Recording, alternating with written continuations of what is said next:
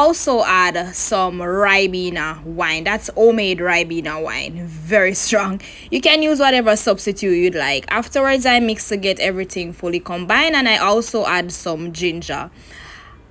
I took the chicken out for the first half hour and I coat it with some of the sauce. I add the pieces of pineapple in, cover and allow it to bake for an additional 30 minutes.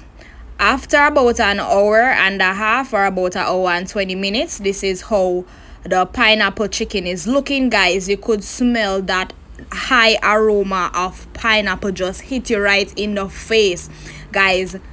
So voice over this video, my mouth is just running water. And the chicken is looking so juicy and nice. You see that dutchy patty, something about that dutchy patty. You see, anytime me a bake chicken, I have to draft my dutchy pat, guys. Look at that juicy meat. I hope you guys follow for more.